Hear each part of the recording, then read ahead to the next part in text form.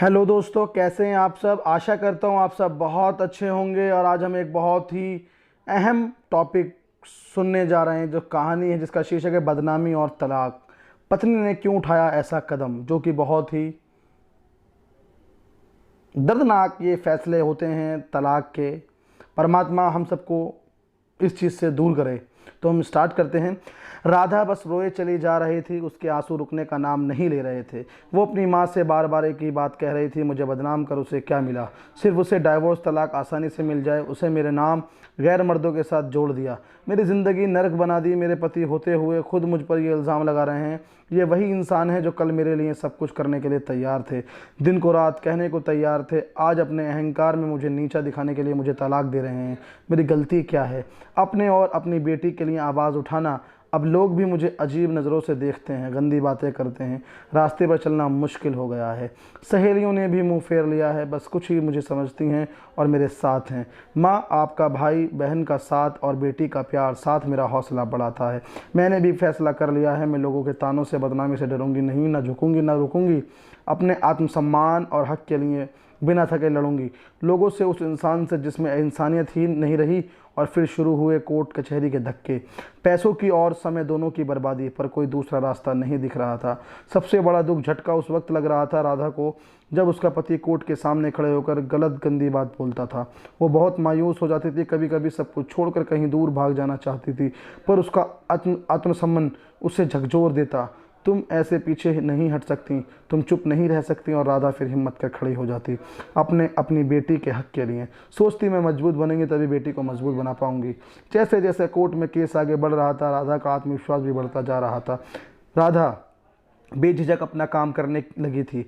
उसे महसूस होने लगा था कि लोगों के सामने एक अच्छी शादीशुदा ज़िंदगी का दिखावा करना बहुत गलत था। अगर उसने कुछ लोगों को भी सही बताई होती, अपनी परेशानियां बताई होती, तो आज ये दिन ना देखना पड़ता। लोग उसकी मुश्किलों को समझते। खैर, जो होना था हो गया, सोचकर राधा ने ठंडी सांस ली। अब वो खुलकर जिएगी अपनी ज़िंदगी। उधर राधा के पति को भी एहसास हो गया था, जिसने राधा पर झूठे इल्ज़ाम लगा मुसीबत मोल ले ली है। उसने तो सोचा था राधा जैसी समाज में एक अच्छी ज़िंदगी जीने का दिखावा करने वाली औरत मुंह बंद कर चुपचाप घर में बैठ जाएगी, पर हुआ सब कुछ उल्टा। राधा ने तो घरेलू हिंसा की सच्चाई सबके सामने लाकर रख दी थी। कुछ सबूत भी जुटा लिए थे। राधा ने वो अपनी बेटी के साथ जीना सीख गई थी। उसके घर वाले भी पूरा साथ देते थे उसका। तभी एक दिन दरवाज़े की घंटी बजी। राधा ने भी सोचा कौन हो सकता है इस वक्त। जब देखा तो वो अचंभित रह गई। दरवाजे पर उसका पति खड़ा था। उसने राधा से पूछा, अंदर आ जाऊं। राधा ने कुछ सोचा, हाँ बोला। उसे अंदर आने दिया और पूछा, अब क्यों आए हो। वो बोला, मुझे माफ़ कर दो, मुझसे गलती हो गई और घर वापस चलो। मैं तुम्हारे और तुम अपनी बेटी के बिना नहीं रह सकता। अचानक आए इस बदलाव से राधा सोच में पड़ गई थी।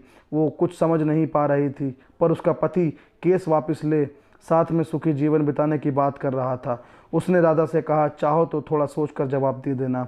पर राधा का जवाब तो तैयार था। उसने साथ जाने से मना कर दिया और बेटी ने भी बोल दिया, मैं मम्मी के साथ ही रहूंगी। राधा का पति ये बोलकर, तुम ठीक नहीं कर रही हो, वहाँ से चला गया। पूरी रात वो सोचती रही, उसने गलत निर्णय तो नहीं लिया क्या। मुझे अपनी बेटी के अच्छे भविष्य के लिए साथ चले जाना था। बेटी को माँ का पापा दोनों मिल जाते, शायद सच में उनकी सोच बदल गई हो। सोचते सोचते सुबह हो गई। सब घर वाले भी सोच में थे, क्या किया जाए। इंसान बदल भी तो सकता है। पर सबने समझदारी दिखा, कुछ दिन इंतज़ार करने को सोचा। तभी केस की तारीख भी आ गई। राधा ने सोचा था आज के पति के व्यवहार से पक्का निर्णय ले लेगी, और जो हुआ सोच से बाहर था। पति का वही रूप पाया। राधा आज भी अपनी बेटी के लिए लड़ रही है। बस एक बात सोचती है, उस दिन उसका पति बदला रूप ले घर क्यों आया था। क्या साथ जाना सही था, या अपने हक अपने आत्मसम्मान के लिए लड़ना। कहानी बहुत ही ज़रूरी थी। एक छोटी सी कहानी ने आपको बहुत बड़ा सबक दिया है। सच में मैं ये सब आपसे जानना चाहूँगा कि इस कहानी में हमने और आपने क्या सीखा और क्या नहीं सीखा।